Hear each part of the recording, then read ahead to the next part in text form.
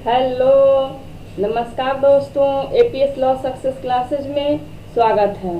पिछले क्लास में हम लोग संविधान पढ़ रहे थे। संविधान की प्रस्तावना हम लोग देख चुके थे। उससे जो भी इम्पोर्टेंट प्रश्न एग्जाम में बनते हैं वो हम लोग पढ़ लिए थे। आज हम लोग पढ़ने वाले हैं उसका स्रोत, यानी कि भारतीय संविधान का जो निर्माण हुआ है, जो भारतीय संविधान है उसके स्रोत क्या है। स्रोत का मतलब होता है कि कहाँ कहाँ से चीज़ें लिया गया है। हमारे संविधान में जो बातें लिखी गई हैं वो बातें कहाँ कहाँ से लिया गया, यानी कि जो उसकी मेन उसके जो भी प्रावधान है वो कहाँ कहाँ से उसमें समाहित किए गए हैं। जैसे कि हम लोग सब्जी बनाते हैं या कोई भी चीज़ बनाते हैं तो उसको बनाने से पहले रॉ मटेरियल इकट्ठा करते हैं। वो रॉ मटेरियल विभिन्न जगह से आकर के इकट्ठा होता है, उसके बाद एक मेन मटेरियल तैयार होता है। मान लीजिए जैसे कि हम लोग सब्जी बना रहे हैं या बिल्डिंग बना रहे हैं तो उसके लिए क्या होता है, मान लीजिए सब्जी बनाना है तो उसके लिए अलग अलग से सारा, जैसे मसाला हो गया, मिर्च हो गया, प्याज, लहसुन, तेल और जो भी सब्जी बनाना है सारी चीज़ें हम लोग इकट्ठा करते हैं, उसके बाद उसको बनाया जाता है। वैसे ही क्या है कि जो हमारा संविधान है वो भी बहुत जगहों से कुछ ले करके इकट्ठा किया गया है और उसको सिस्टमेटिक ढंग से सजाया गया है और उसको एक संविधान का रूप दिया गया है। इसलिए हम लोग के लिए ये जानना आवश्यक हो जाता है कि जो हमारा संविधान है उसके स्रोत क्या है, यानी कि हमारे संविधान के जो प्रावधान है, मेन प्रावधान, वो कहाँ से आए हैं, किस प्रकार आए हैं और क्यों आए हैं। तो इसके परिप्रेक्ष्य में आज हम लोग बात करने वाले हैं। तो हम लोग प्रियम्बल देख चुके हैं। प्रियम्बल से आपका जो भी इम्पोर्टेंट प्रश्न बनता है, अगर आपने वो वीडियो नहीं देखा है तो देख लीजिएगा, वो वीडियो है, लिंक में आपको मिल जाएगा। और आज हम लोग जो पढ़ने वाले हैं वो पढ़ने वाले हैं स्रोत। तो पहला स्रोत हम लोग देखेंगे कि अमेरिका से क्या लिया गया है, क्योंकि जो अमेरिका का संविधान है वो हमसे पहले बन चुका था। तो हम लोग अमेरिका के संविधान से क्या क्या लिए हैं, यानी कि अमेरिका के संविधान से भारतीय संविधान में क्या क्या चीज शामिल हुआ है। तो अमेरिका के संविधान से जो हम लोग लिए हैं वो लिए हैं, सबसे पहला चीज लिए हैं न्यायपालिका की स्वतंत्रता। क्या लिए हैं? न्यायपालिका की स्वतंत्रता, यानी कि हमारे संविधान में स्वतंत्र न्यायपालिका का प्रावधान है। तो ये प्रावधान कहाँ से आया है? तो ये आया है अमेरिका से। दूसरा है फंडामेंटल राइट, मूलाधिकार।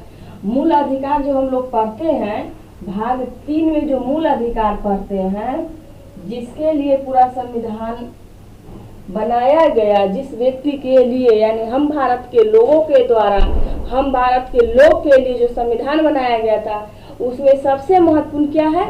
मूल अधिकार। मूल अधिकार कहाँ से आया है? तो ये बार एग्जाम में पूछा जाता है कि मूल अधिकार किस देश के संविधान से हमारे संविधान में शामिल किया गया है, तो वो है अमेरिका। कहाँ से लिया गया है? अमेरिका से लिया गया है। तो मूल अधिकार। उसके बाद है न्यायिक पुनरावलोकन। न्यायिक पुनरावलोकन,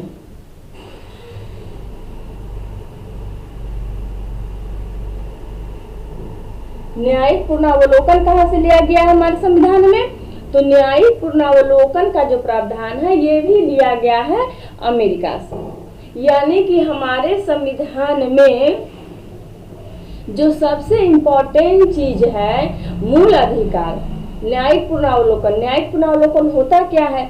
तो ये न्यायालयों की वो शक्ति है जिसके द्वारा वो कार्यपालिका और विधायिका पे नियंत्रण स्थापित करती है और संविधान की सर्वोच्चता को स्थापित किया जाता है। और संविधान की सर्वोच्चता कैसे स्थापित होती है? तो न्यायिक पुनरावलोकन के माध्यम से स्थापित होती है, क्योंकि न्यायिक पुनरावलोकन की शक्ति जो है क्या करता है? सुप्रीम कोर्ट, हाई कोर्ट को सर्वोच्च बना देता है और इस शक्ति का प्रयोग करके न्यायालय क्या चेक करती है कि जो भी विधि विधायिका के द्वारा बनाया गया है वह संविधान के अनुकूल है या नहीं, वो इसका निर्धारण करती है। यदि वो संविधान के अनुकूल नहीं है तो उसको नॉन वैलिड घोषित कर दिया जाता है, यानी उसको असंवैधानिक घोषित कर दिया जाता है। तो यह है न्यायिक पुनरावलोकन। उसके बाद है एक जो लिया गया वो है वित्तीय आपात। क्या है वो? वो है वित्तीय आपात। हमारे संविधान में 3 प्रकार के आपातकाल यानी 3 प्रकार की इमरजेंसी का प्रावधान किया गया है। पहला इमरजेंसी संवैधानिक, जब पूरे किसी राज्य का होता है। उसके बाद पूरे देश के लिए होता है आपातकाल, जो पूरे राष्ट्र के लिए, मान लीजिए कोई विदेशी आगमन हो गया है या किसी कोई असुरक्षा है तो उसके लिए। तीसरा है वो है वित्तीय आपात। तो ये जो वित्तीय आपात का प्रावधान है, फाइनेंशियल इमरजेंसी का प्रावधान है, ये कहाँ से लिया गया है? तो ये लिया गया है अमेरिका से। ये 4 चीजें हैं जो बेसिक रूप से इम्पोर्टेंट है और ये 4 चीजें हैं जो पूछा जाता है एग्जाम में। और भी चीजें ली गई है अमेरिका से, जैसे कि सुप्रीम कोर्ट, हाई कोर्ट में का जो प्रावधान है वो, राष्ट्रपति उपराष्ट्रपति का जो निर्वाचन का जो प्रावधान है वो, ये भी लिया गया है अमेरिका से। लेकिन जो एग्जाम में पूछे जाने वाले हैं वो ये है, जैसे न्यायपालिका की स्वतंत्रता कहाँ से लिया गया है, मूल अधिकार कहाँ से लिया गया है, न्यायिक पुनरावलोकन कहाँ से लिया गया है, वित्तीय आपात का प्रावधान कहाँ से लिया गया है। तो ये सारे लिए गए, कहाँ से लिए गए हैं? अमेरिका से लिए गए हैं। तो ये आपका अमेरिका से लिए जाने वाले मेन है जो एग्जाम में ज्यादा पूछे जाते हैं। और क्या चीज लिया गया है अमेरिका से? तो वो लिया गया है निर्वाचन। निर्वाचन किसका? राष्ट्रपति उपराष्ट्रपति का। राष्ट्रपति का जो निर्वाचन होता है और उपराष्ट्रपति का जो निर्वाचन की जो प्रक्रिया है, ये प्रक्रिया कहाँ से लिया गया है? ये भी अमेरिका से ही आया है। ठीक है, ये निर्वाचन की प्रक्रिया किसकी? राष्ट्रपति की, उपराष्ट्रपति की। और जो हमारे हाई कोर्ट है, जो सुप्रीम कोर्ट है, जो उन पे जो महाभियोग लगाया जाता है, उसका प्रावधान भी कहाँ से लिया गया है? अमेरिका से लिया गया है। यानी कि महाभियोग, न्यायपालिका पे जो महाभियोग लगता है, ये महाभियोग का प्रावधान भी कहाँ से लिया गया है? अमेरिका से लिया गया है। तो ज्यादा इम्पोर्टेंट ऊपर वाला है, सबसे ज्यादा इम्पोर्टेंट है वो है मूल अधिकार। बहुत बार पूछा गया है मूल अधिकार भारतीय संविधान में किस देश के संविधान से लिया गया है? तो वो लिया गया है अमेरिका से। दूसरा पूछा जाता है न्यायिक पुनरावलोकन, JR का प्रावधान कहाँ से लिया गया है? तीसरा पूछा जाता है वित्तीय आपात कहाँ से लिया गया है? यह पूछा जाता है कि न्यायपालिका की स्वतंत्रता, स्वतंत्र न्यायपालिका, इंडिपेंडेंट जुडिशरी का प्रावधान कहाँ से आया है? तो ये भी आया है कहाँ से? अमेरिका से आया है। ये बहुत इंपॉर्टेंट है, ये आप याद रखेंगे कि ये कहाँ से लिया गया। उसके बाद हम लोग देखते हैं कि संविधान में सबसे ज्यादा प्रावधान कहाँ से लिया गया है? सबसे ज्यादा प्रावधान कहाँ से लिया गया? यानी संविधान का स्रोत नंबर 2 देख रहे हैं। यानी कि संविधान में 395 अनुच्छेद अभी हम लोग पढ़ते हैं। कितने हैं? 395 अनुच्छेद हैं और 12 अनुसूचियां हैं। तो 12 अनुसूचियां पढ़ते हैं हम लोग और 395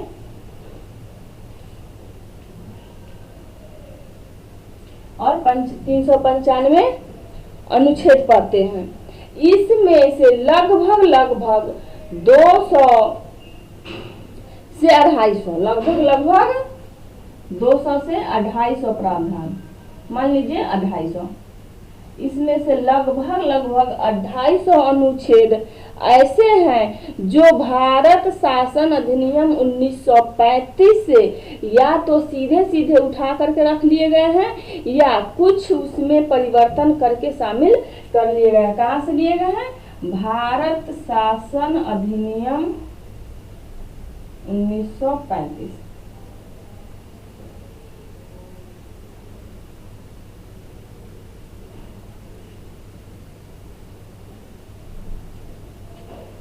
भारत शासन अधिनियम 1935 भारत शासन अधिनियम 1935 से क्या किया गया है, बहुत ज्यादा प्रावधानों को जहां से लिया गया है हमारे संविधान में, वो है भारत शासन अधिनियम। तो एग्जाम में पूछा जाता है कि भारतीय संविधान सबसे ज्यादा प्रभावित है किससे, और निम्न में से 4 ऑप्शन दे देगा, उसमें से कोई एक ऑप्शन पूछेगा, तो आप उसमें बताएंगे कि हमारा संविधान जो है सबसे ज्यादा किससे प्रभावित है, तो भारत शासन अधिनियम 1935 से।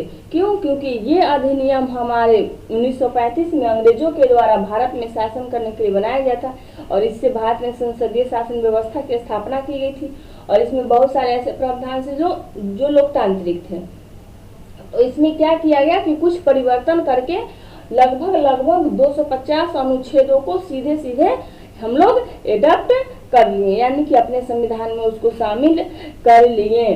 तो हमारे संविधान पे जो सबसे ज्यादा प्रभाव है वो है भारत शासन अधिनियम 1935 का। ये एग्जाम में प्रश्न पूछे जाते हैं, और उससे लगभग कितने अनुच्छेद शामिल किए गए हैं, तो लगभग 250 अनुच्छेद हमारे भारत शासन अधिनियम से इसमें आ गए हैं, और हम उनको शामिल कर लें। उसमें या तो थोड़ा सा परिवर्तन किया गया है, या उनको एज इट इज जैसे वो लिखे हुए थे उसी रूप में, या थोड़ा सा परिवर्तन करके अपने संविधान के परिस्थितियों के अनुसार उसमें थोड़ा सा संशोधन करके शामिल कर लिया गया। तो दूसरा जो हमारा स्रोत हो गया वह भारत शासन अधिनियम।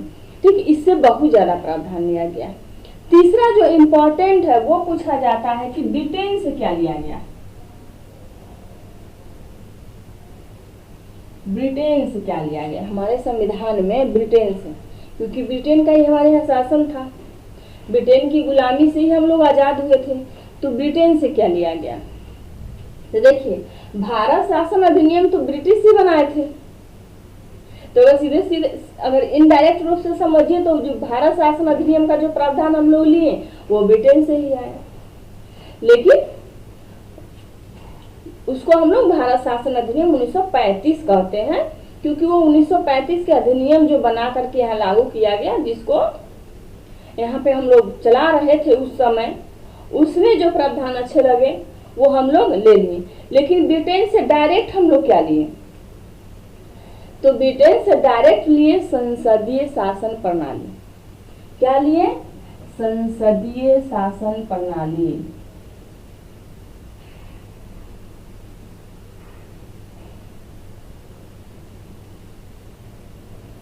और एकल नागरिकता।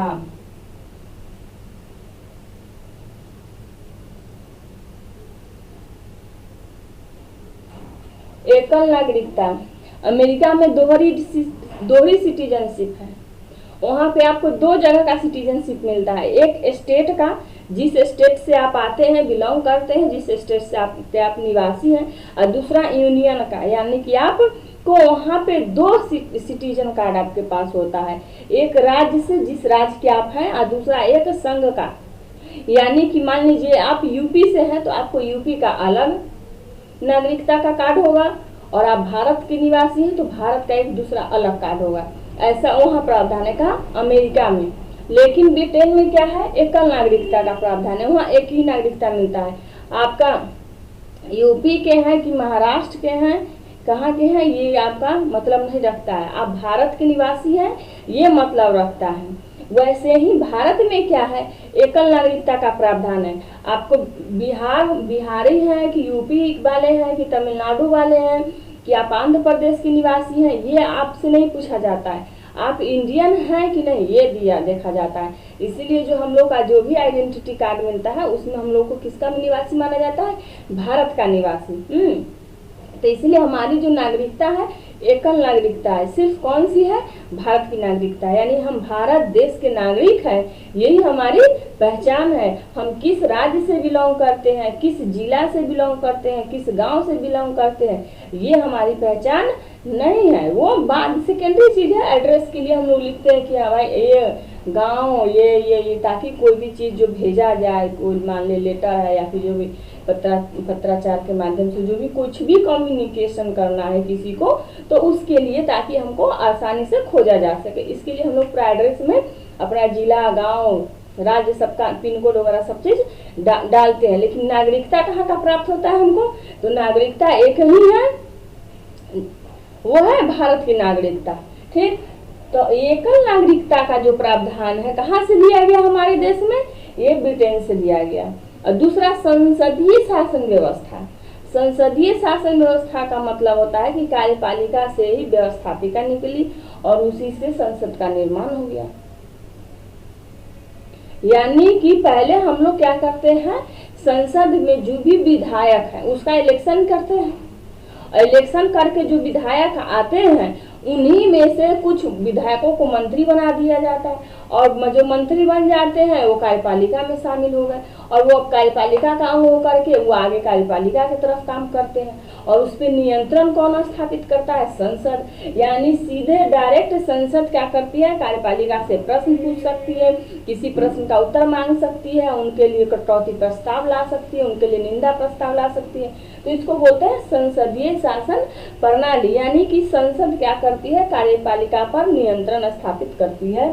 तो और कार्यपालिका का जो निर्माण होता है वो संसद में से ही हो जाता है। यानी कि जो संसद में सांसद चुन के आते हैं, यानी विधायिका के जो सदस्य चुन के आते हैं उसी में से कुछ सदस्य निकल करके मंत्रिमंडल का निर्माण करके कार्यपालिका में शामिल होते हैं और कार्यपालिका का निर्माण कर लेते हैं।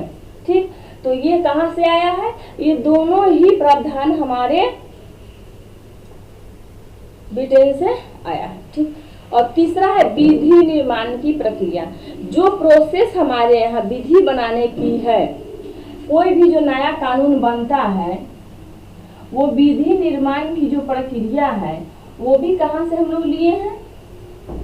ये भी ब्रिटेन से लिया गया है, क्योंकि ब्रिटेन की जो प्रक्रिया थी उसी प्रक्रिया के अनुसरण में हम लोग विधि बनाते बनाते उसके यूज टू हो गए थे, आदी हो गए थे। इसीलिए विधि निर्माण की प्रक्रिया हम लोग किसका एक्सेप्ट कर लिए? ब्रिटेन वाली ही।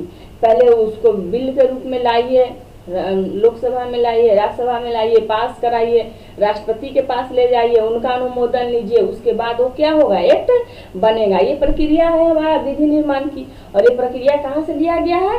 ब्रिटेन से। तो कभी कभी एग्जाम में पूछा जाता है कि जो विधि निर्माण की प्रक्रिया है भारत में, जिसका अनुसरण करके विधि बनाई जाती है, वो प्रक्रिया कहाँ से आया है? तो वो प्रक्रिया कहाँ से आई है? ब्रिटेन से आई है। एकल नागरिकता, यानी कि आपको राज्यों की, प्रांतों की नागरिकता न मिलके सिर्फ भारत की नागरिकता मिलती है, यानी आप भारत के नागरिक है। एकल सिटीजनशिप, एकल सिटीजनशिप का प्रावधान कहाँ से आया है? तो ये भी ब्रिटेन से आया है।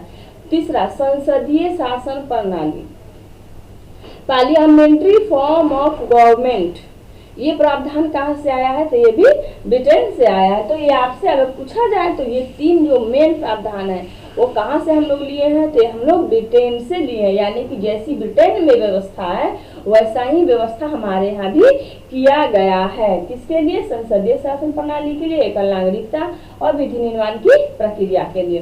तो ये हम लोग पढ़ लिए स्रोत नंबर 3। आगे हम लोग देखेंगे कि आयरलैंड से क्या क्या लिया गया है। आयरलैंड के संविधान से हमारे संविधान में क्या क्या लिया गया, यानी कि हमारे संविधान में ऐसे कौन से प्रावधान है जो आयरलैंड से प्रेरित होकर के शामिल किया गया है। तो पहले देख लीजिए, इसमें जो सबसे ज्यादा पूछा जाता है वो पूछा जाता है DPSP, राज्य के नीति निर्देशक तत्व।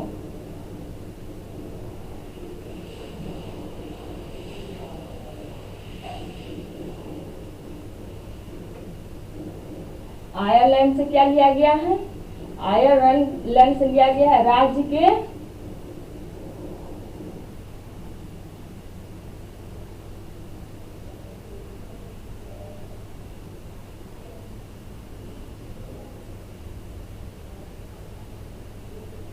नीति निर्देशक तत्व। बहुत बार पूछा गया, इसको शॉर्ट फॉर्म में बोलते हैं DPSP, directive principle of state policy. कहाँ से लिया गया है? ये लिया गया है आयरलैंड से। ये बहुत ही ज़्यादा इम्पोर्टेंट है और ये लगभग हर एग्जाम में पूछा जाता है कि हमारे संविधान में जो डीपीएसपी का प्रावधान है, यानी राज्य के नीति निर्देशक तत्व जो हैं, भाग 4 नीति निर्देशक तत्व कहाँ पे है, ये भी पूछा जाता है कि नीति निर्देशक तत्व है कहाँ पे, तो ये भाग 4 में है। भाग 3 में हमारा मूल अधिकार है और उसके जस्ट वाला भाग 4 स्टार्ट होता है। वहाँ पे क्या है हमारा, तो वहाँ पे हमारा डीपीएसपी है और ये बहुत ज़्यादा इम्पोर्टेंट होता है। इस पे बहुत ज़्यादा केस भी है इसी को लेकर के और सबसे ज़्यादा विवाद इसी पे होता है।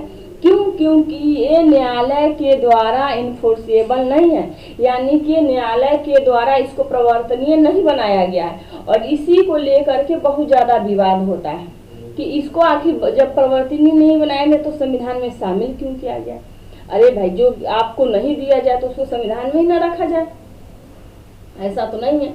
कुछ चीज़ें इसलिए भी रखा जाता है ताकि शासन प्रशासन को उसे दिशा निर्देश मिले, उसको गाइडलाइन मिलता है, वो समझ सके कि उसको क्या काम करना है। तो डीपीएसपी जो है वो शासन के लिए यानी सरकार के लिए कि जो भी सरकार चुन करके आएगी सत्ता में, उस सत्ता में आने वाली सरकार को ये डीपीएसपी निर्देश देता रहता है, उसको एक मार्ग देता रहता है कि वो अपना शासन प्रशासन किस प्रकार चलाए, यानी किस प्रकार की अपना शासन व्यवस्था वो रखे कि यहाँ वो क्या कर सके, अपना शासन को लंबे समय तक स्थापित कर सके, उसकी सरकार लंबे समय तक चल सके और जनता का कल्याण हो सके। इसीलिए सरकार को निर्देश देने वाले तत्व हैं, इसीलिए राज्य के नीति निर्देशक तत्व इसके नाम से ही स्पष्ट है। ये राज्य के लिए हैं, ये कोर्ट के द्वारा इन्फोर्सेबल नहीं होते हैं। तो ये प्रावधान हमारे संविधान में कहाँ से लिया गया है, सबसे ज्यादा पूछा जाता है। ये लिया गया है आयरलैंड के संविधान से। ऐसा ही प्रावधान आयरलैंड के संविधान में भी देखने को मिलता है। तो हम लोग डीपीएसपी कहाँ से लिए हैं, आयरलैंड के संविधान से। उसके बाद है राष्ट्रपति का निर्वाचन मंडल। जो राष्ट्रपति के निर्वाचन में शामिल होने वाले सदस्य हैं, उन सदस्यों में कौन कौन शामिल होगा, कौन कौन शामिल नहीं होगा, उसका प्रावधान भी कहाँ से हम लोग लिए हैं, आयरलैंड से ही लिए हैं। यानी कि राष्ट्रपति के चुनाव में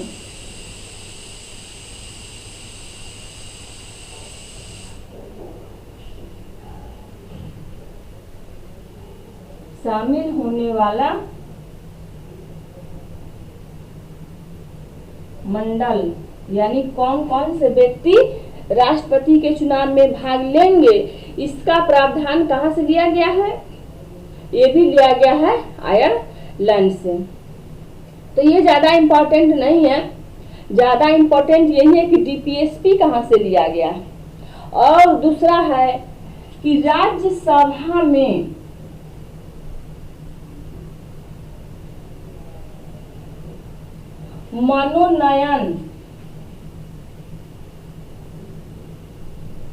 मनोनयन की प्रक्रिया कहाँ से लिया गया है, यही पूछा जाता है। राज्यसभा में मनोनयन की प्रक्रिया कहाँ से लिया गया। हमारे संविधान में प्रावधान है कि राष्ट्रपति जो है 12 सदस्य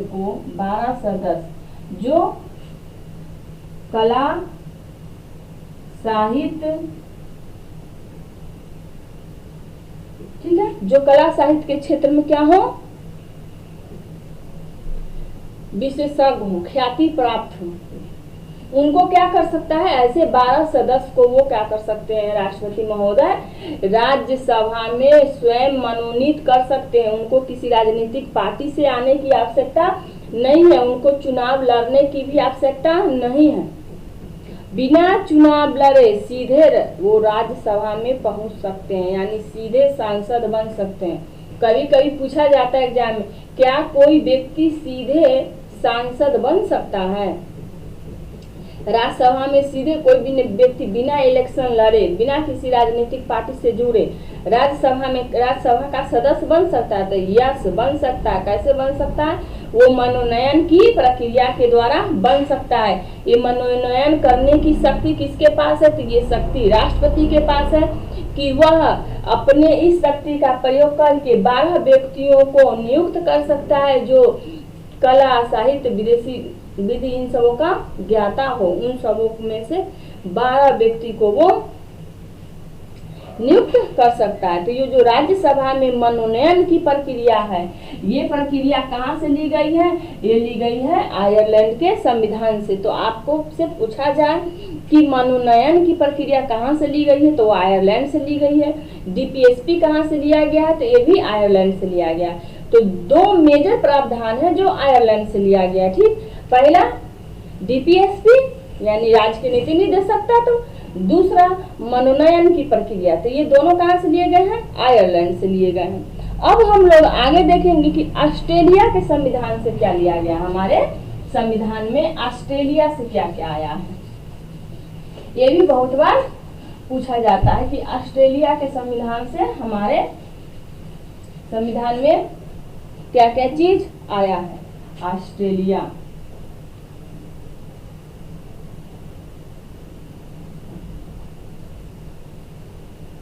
देखिए, हम लोग अनुसूची 7 पढ़े हैं। अभी तो हम हमारे क्लास में अनुसूची 7 हम लोग थोड़ा सा उसके बारे में पढ़े थे। अनुसूची 7 में 3 सूचियां हैं। एक है केंद्र सूची, दूसरा है राज्य सूची और तीसरा है समवर्ती सूची। तीसरा क्या है? समवर्ती सूची। तो ये समवर्ती सूची का प्रावधान कहाँ से लिया गया?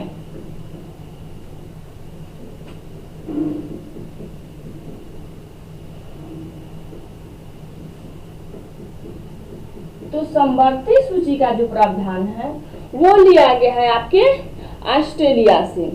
ठीक, दूसरा लिया गया है वो है प्रस्तावना की भाषा।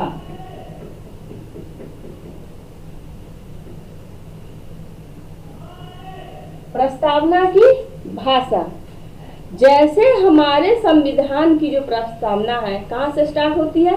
हम भारत के लोग भारत को एक संपूर्ण प्रभु संपन्न समाजवादी धर्मनिरपेक्ष लोकतंत्रात्मक गणराज्य बनाने के लिए स्टार्ट होता है ना। कुछ इसी प्रकार की भाषा का इस्तेमाल कहाँ किया गया है? तो कुछ इसी प्रकार की भाषा का इस्तेमाल किया गया है ऑस्ट्रेलिया के संविधान में भी।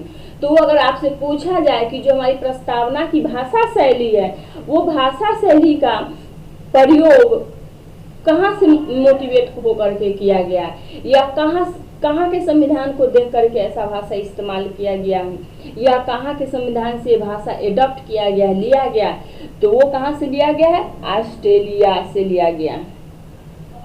दूसरा है केंद्र और राज्यों के बीच शक्ति का बंटवारा, संबंध।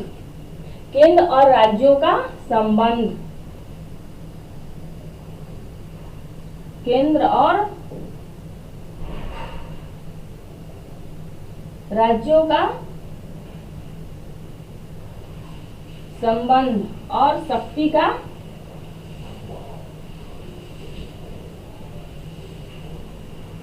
बंटवारा।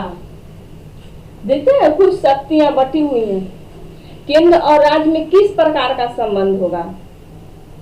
तो दोनों जो होंगे अपने अपने क्षेत्र में स्वतंत्र होंगे, लेकिन स्वतंत्र होने के साथ साथ ही एक दोनों आपस में सहयोग स्थापित करके कोऑपरेशन के साथ चलेंगे। यानी ऐसा नहीं है कि जो राज्य है अपने मन से अपने कुछ उल्टी गंगा बहाए और केंद्र जो है अपने हिसाब से उल्टी गंगा बहाए, ऐसा नहीं होगा। आप दोनों अपने अपने क्षेत्र में स्वतंत्र हैं, लेकिन आप दोनों कोई कोऑपरेशन करके चलाना है। यानी आप अपने क्षेत्र में स्वतंत्र रहते हुए भी आप एक दिशा में एक साथ सहयोग करते हुए आगे बढ़ेंगे। तो ये हुआ केंद्र और राज्य संबंध। तो ये कहाँ से लिया गया है केंद्र और राज्य संबंध का प्रावधान? तो ये भी हमारे ऑस्ट्रेलिया के संविधान से लिया गया है। दूसरा है शक्तियों का बंटवारा, यानी जो हमारा शक्ति है, विधायी शक्ति हो गया, कार्यपालिकीय शक्ति हो गया, न्यायिक शक्तियां हो गया, जो भी शक्तियां, प्रशासनिक शक्तियां, इन सब शक्तियों का बंटवारा किस प्रकार हो, इसका भी प्रावधान हम लोग कहाँ से देख के लिए हैं, ऑस्ट्रेलिया जैसा ही एक्सेप्ट किया गया है भारत में भी। यानी कि जो शक्तियों का बंटवारा से संबंधित प्रावधान है वो भी हम लोग कहाँ से देख के लिए हैं, ऑस्ट्रेलिया के संविधान से ही हम लोग प्रेरित होके लिए हैं। उसके बाद है संसदीय विशेषाधिकार। संसदीय विशेषाधिकार का मतलब होता है जो हमारे सांसद महोदय होते हैं,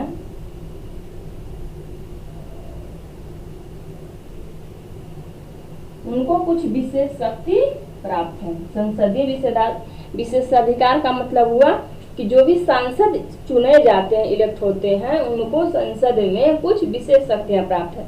जैसे कि बोलने की आजादी है उनको, संसद में वो कुछ भी बोल सकते हैं, उनको कोई केस नहीं हो सकता है, उनको उसके लिए गिरफ्तार नहीं किया जा सकता अगर वो संसद में बहस के दौरान कुछ बोलते हैं तो। और वैसे ही कि अगर वो संसद हैं और संसदीय कार्रवाई चल रही है, संसद का सेशन चल रहा है, कोई सत्र चल रहा है, तो उसके दौरान उससे कुछ दिन पहले और कुछ दिन बाद तक उनको गिरफ्तार नहीं किया जा सकता है।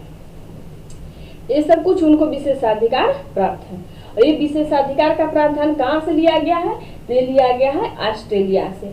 इसमें जो सबसे ज्यादा इम्पोर्टेंट है वो है समवर्ती सूची। बहुत बार पूछा गया है कि समवर्ती सूची का प्रावधान कहाँ से लिया गया है, तो समवर्ती सूची का प्रावधान ऑस्ट्रेलिया से लिया गया है।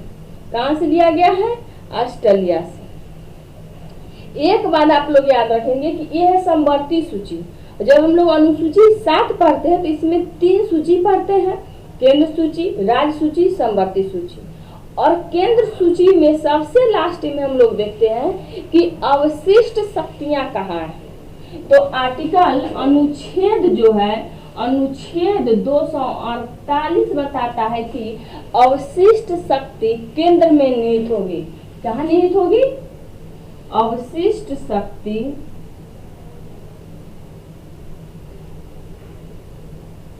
केंद्र में निहित होगी।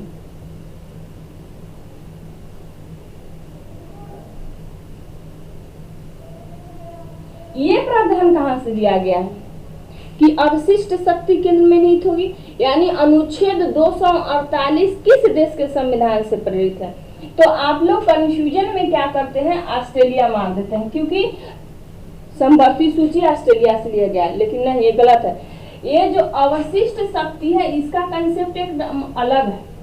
इसका कंसेप्ट क्या है, एकदम अलग है। ये कहाँ से लिया गया अवशिष्ट शक्ति, अवशिष्ट शक्ति कनाडा से लिया गया।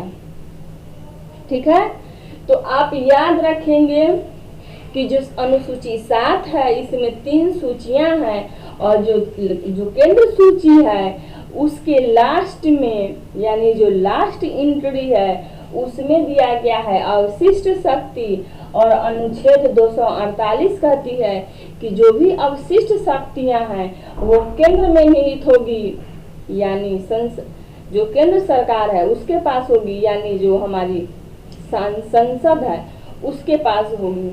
तो वो अवशिष्ट शक्ति का प्रावधान कहाँ से लिया गया है, तो अवशिष्ट शक्ति का प्रावधान हमारे संविधान में कनाडा से आया है। कहाँ से आया है, कनाडा से आया है। तो हम लोग कनाडा का आप देख लेते हैं कि कनाडा से क्या क्या लिया गया है। तो कनाडा से सबसे पहला जो लिया गया है वो है अवशिष्ट शक्ति ही। ठीक है, तो ये एग्जाम में बहुत बार पूछा जाता है कि समवर्ती सूची कहाँ से लिया गया है, तो समवर्ती सूची ऑस्ट्रेलिया से लिया गया है। लेकिन अगर आपसे पूछा जाए कि अवशिष्ट शक्तियां कहाँ से लिया गया है, तो अवशिष्ट शक्तियां लिया गया है कनाडा से। बहुत इम्पोर्टेंट है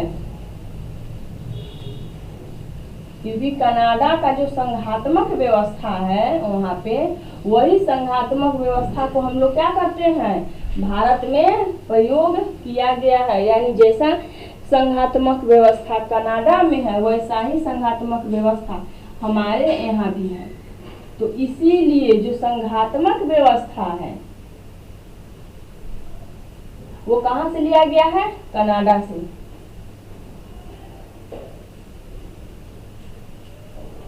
ठीक है, ब्रिटेन से हम लोग संसदीय शासन प्रणाली लिए हैं। कनाडा से क्या लिए हैं? संघात्मक व्यवस्था। संघात्मक व्यवस्था का मतलब होता है कि केंद्र और राज्य मिल करके एक संघ का निर्माण करे, और वह संघ जो है किस प्रकार का होगा? केंद्र और राज्य। केंद्र मतलब हो गया सेंट्रल गवर्नमेंट, जो पूरे देश का प्रशासन देखती है, जो इसका पूरे देश पर नियंत्रण होता है, उसको केंद्र बोला जाता है। दूसरा होता है राज्य यानी प्रांत, जो छोटे छोटे टुकड़े में बटे हुए जो प्रांत है, हमारे यहाँ 28 प्रांत है, ये पूरे प्रांत क्या है? राज्य हैं। ये राज्य क्या है? ये जब राज्य मिल जाते हैं एक साथ तो किसका निर्माण करते हैं? केंद्र का। तो हमारे यहाँ केंद्र और राज्य को मिला करके कैसी व्यवस्था में बनाई गई है?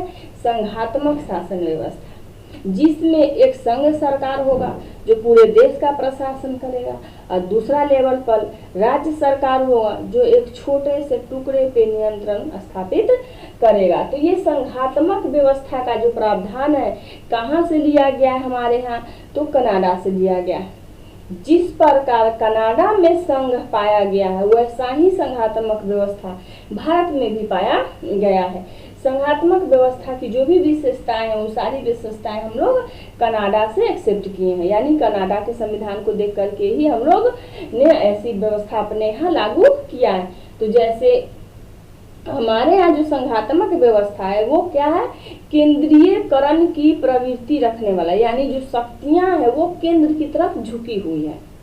जो शक्ति का जो पैमाना है वो किसकी तरफ झुक रहा है? केंद्र की तरफ झुक रहा है। और ये प्रावधान कहाँ से लिया गया है? केंद्र की ओर झुकता हुआ संघवाद। तो ये लिया गया है कनाडा की तरफ, कनाडा के संविधान से। ये बहुत बार एग्जाम में पूछा जाता है कि जो संघात्मक व्यवस्था जो केंद्र की तरफ झुक रही है ये कहाँ से लिया गया है? तो हमारे यहाँ लिया गया है संघात्मक व्यवस्था, यानी केंद्र की तरफ झुकता हुआ प्रावधान कनाडा से लिया गया है। दूसरा है अवशिष्ट शक्तियां। अवशिष्ट शक्तियां। तीसरा है राज्यपाल की नियुक्ति। राज्यपाल, राज्यों में क्या होते हैं? राज्यपाल होते हैं। तो जो राज्यपाल की नियुक्ति का प्रावधान है ये भी कहाँ से आया है? तो ये भी आया है कनाडा से। राज्यपाल की नियुक्ति का जो प्रावधान है ये भी हमारे कनाडा से आया है। ठीक है, तो कनाडा से हम लोग क्या क्या लिए हैं? संघात्मक व्यवस्था ले लिए हैं, दूसरा अवशिष्ट शक्ति का प्रावधान ले लिए हैं, तीसरा राज्यपाल की नियुक्ति का प्रावधान भी वहीं से आया है कनाडा से। तो कनाडा से दो इम्पोर्टेंट है, वो है पहला संघात्मक शासन व्यवस्था और दूसरा है अवशिष्ट शक्ति। ठीक, और शक्तियों का विभाजन केंद्र और राज्य में कैसे होगा ये भी कनाडा से लिया गया, क्योंकि केंद्र की ओर झुकी हुई हमारे यहाँ पे संघात्मक व्यवस्था है। यानी जो शक्ति का विभाजन है वो किसकी तरफ है? केंद्र की तरफ है। तो शक्ति का विभाजन का जो प्रावधान है संघात्मक व्यवस्था में वो कहाँ से लिया गया है? कनाडा से लिया गया है। यानी हमारे यहाँ शक्ति का झुकाव केंद्र की तरफ ज्यादा है, यानी राज्यों की अपेक्षा केंद्र को ज्यादा शक्तिशाली बनाया गया है। ये प्रावधान, ये कंसेप्ट कहाँ से लिया गया है? कनाडा से लिया गया है। ये आप याद रखेंगे। तो तीन चीजें हो गई। तीन चीज क्या? दो ही मेन है, तीसरा तो इसी में से निकल के आया है। संघात्मक व्यवस्था में से ही शक्तियों का विभाजन निकल के आ जाता है और शक्तियों का झुकाव केंद्र की तरफ है, ये इसी का परिणाम है। और दूसरा है अवशिष्ट शक्तियां। अवशिष्ट शक्तियां भी कनाडा के संविधान से लिया गया है। अब हम लोग आगे देखेंगे कि आपातकाल का प्रावधान कहाँ से लिया गया है। हमारे यहाँ नेशनल इमरजेंसी लगाया जाता है, राष्ट्रीय आपात। ये आपातकाल का प्रावधान कहाँ से लिया गया? बहुत बार पूछा जाता है कि आपातकाल का प्रावधान कहाँ से लिया गया? जर्मनी से। कहाँ से लिया गया है? जर्मनी से आपातकाल का प्रावधान, नेशनल इमरजेंसी। ठीक है, राष्ट्रीय आपात। इसमें क्या होता है? इसमें फंडामेंटल राइट, मूल अधिकार को राष्ट्रपति क्या कर सकता है? फंडामेंटल राइट को राष्ट्रपति निलंबित कर सकता है।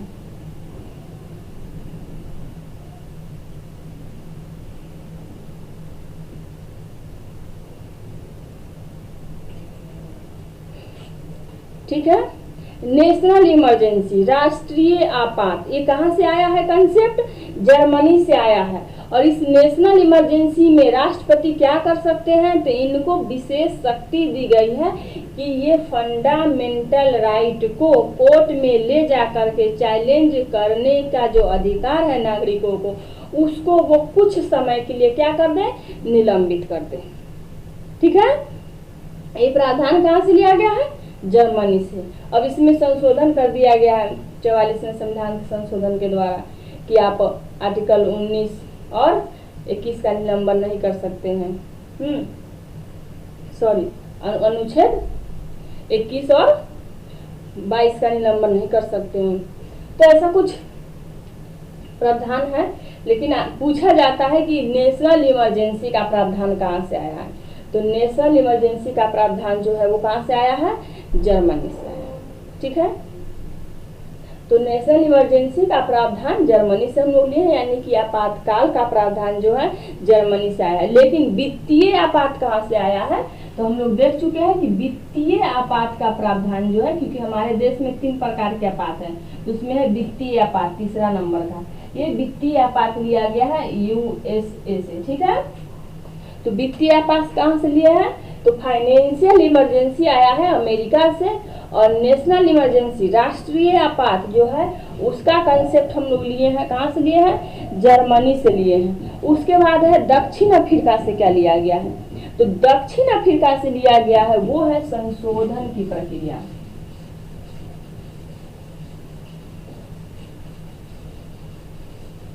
दक्षिण अफ्रीका से क्या लिया गया है?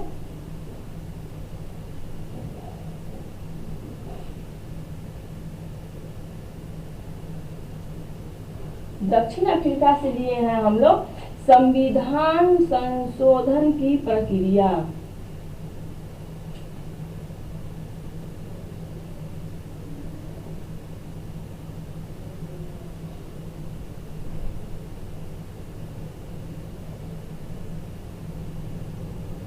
क्या लिया गया है? संविधान संशोधन की प्रक्रिया दक्षिण अफ्रीका से। ठीक है। जो हमारा संविधान में संशोधन करने की जो प्रक्रिया वर्तमान में है, वो प्रक्रिया कहाँ से हम लोग एक्सेप्ट किए हैं? दक्षिण अफ्रीका के संविधान को देख करके उन्हीं के अनुसरण करते हुए उसी के अनुसार हम लोग अपने यहाँ भी वैसी ही प्रक्रिया को अपनाने की कोशिश किए हैं। तो जो हमारी संशोधन की प्रक्रिया है वो किसके समान है? तो दक्षिण अफ्रीका के समान है। उसके बाद है रूस। रूस के संविधान से क्या लिए हैं? रूस के संविधान से लिए हैं हम लोग फंडामेंटल ड्यूटी, मूल कर्तव्य। क्या लिए हैं? मूल कर्तव्य। यूएसएसआर, अभी का रूस नहीं, पहले का रूस जो यूनाइटेड रूस था, उसके संविधान में मूल कर्तव्य का प्रावधान था। और उसको ही देख करके हम लोगों ने अपने संविधान में क्या किया? मूल कर्तव्य का प्रावधान को जोड़ लिया। ठीक है। तो अगर आपसे पूछा जाए कि मूल कर्तव्य जो हमारे यहाँ फंडामेंटल ड्यूटी है उसका प्रावधान कहाँ से लिया गया है? तो ये कहाँ से लिया गया है? रूस से लिया गया है।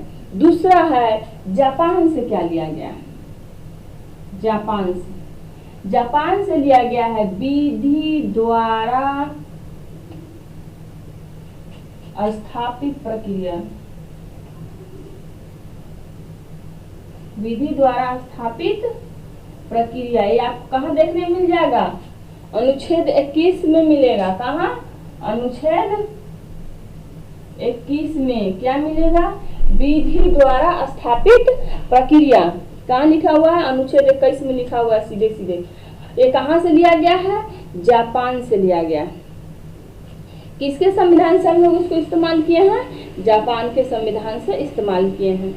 तो इतने सारे प्रावधान, जो भी मेन इम्पोर्टेंट प्रावधान थे, वो सारे कहाँ से लिए गए हैं आपको बताया गया। पहला, अमेरिका के संविधान से बहुत सारे लिए गए, जैसे में कि हमारे पास जो मूल अधिकार है, फंडामेंटल राइट, न्यायपालिका की स्वतंत्रता है, जो न्यायिक पुनरावलोकन है, ये लिया गया है अमेरिका से। दूसरा है कि संविधान का बहुत सारा प्रावधान कहाँ से आया है, तो बहुत जो सबसे ज्यादा प्रावधान कहीं से आया है वो है भारत शासन अधिनियम 1935 से। तीसरा है ब्रिटेन से क्या आया है, तो वहां से हम लोग एकल नागरिकता लिए हैं, संसदीय शासन प्रणाली लिए हैं। उसके बाद आ गया कनाडा से क्या लिया है, उसके बाद ऑस्ट्रेलिया से, उसके बाद दक्षिण अफ्रीका से, रूस से और जापान से। तो हम लोग सबको एक लाइन से सीरियल वाइज सबको पढ़ चुके हैं। इसको एक बार अच्छे से पढ़ लीजिएगा, आपको समझ में आ जाएगा। आज जो सबसे मोस्ट इम्पोर्टेंट है कि अगर आपको ये क्लास अच्छी लगी हो तो प्लीज इसको ज़्यादा से ज़्यादा आप लोग सब्सक्राइब करिए, शेयर करिए, ताकि और लोगों तक बढ़ सके और ज़्यादा लोगों को इससे इसका बेनिफिट मिल सके। आज हम लोग क्या पढ़ रहे थे, संविधान का स्रोत। संविधान का स्रोत आज कंप्लीट हो गया। इसको आप लोग अच्छे से पढ़ लीजिए, समझ लीजिए। Thank you.